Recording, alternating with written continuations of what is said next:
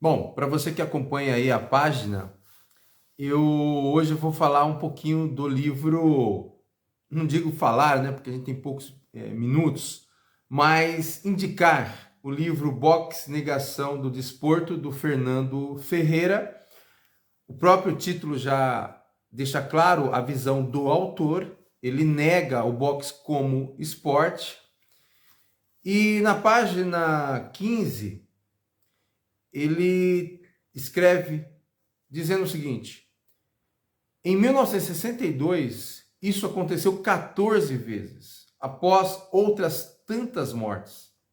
Ora, uma prática ou atividade física cuja brutalidade permitida, aplaudida e até exigida pode causar a morte, não deve classificar-se como desporto.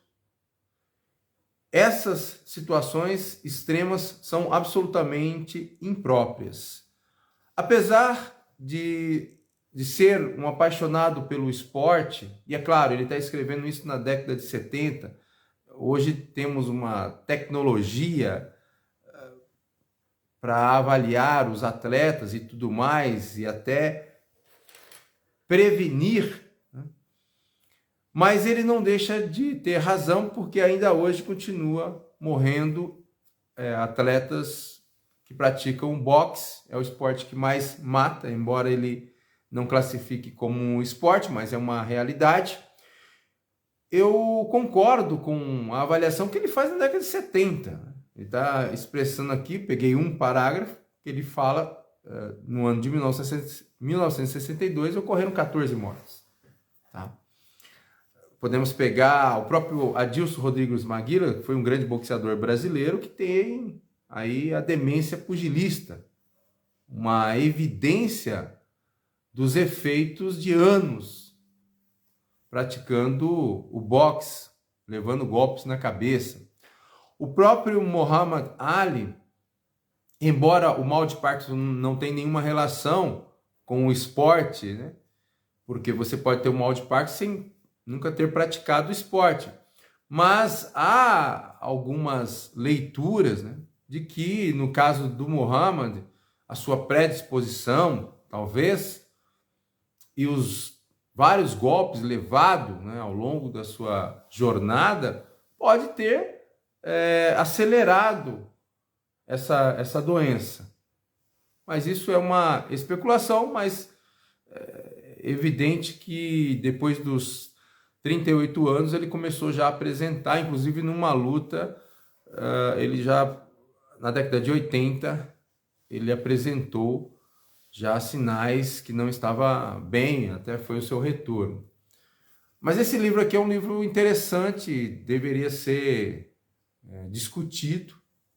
É claro que agora com o avanço tecnológico e tudo mais, mas é um livro para ser considerado.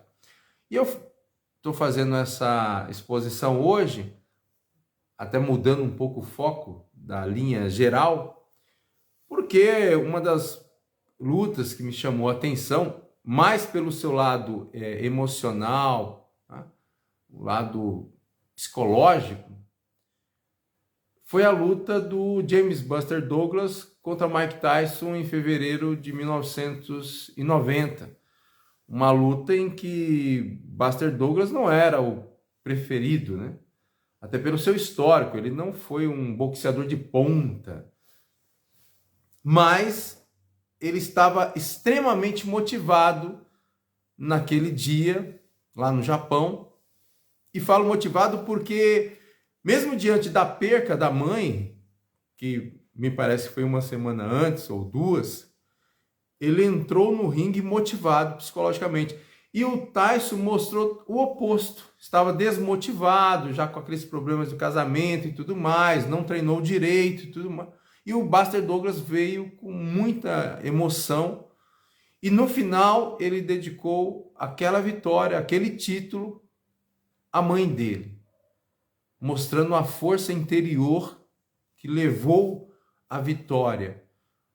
Ele perdeu o título para o Holyfield depois, mas aquela luta foi uma luta histórica. Primeiro que ele quebra o histórico de vitórias do Mike Tyson.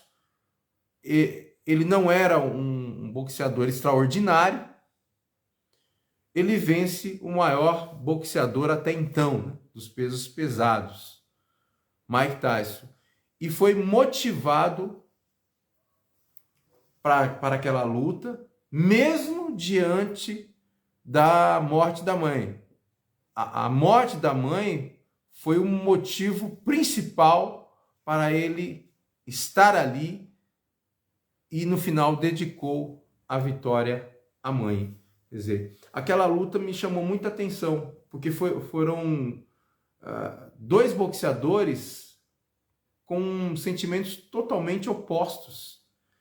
E aquele que ninguém acreditava acabou saindo vitorioso, e no final ele resume a vitória dele dedicando à mãe. O que aconteceu depois, que ele perdeu para o Holyfield, não vem ao caso, porque aquele foi o momento histórico do Buster Douglas. Parabéns a ele e ao livro do Fernando Pereira, que chama a atenção para os esportes de luta. Nesse tempo não havia ainda o UFC. Provavelmente, se existisse, ele teria feito também uma avaliação semelhante.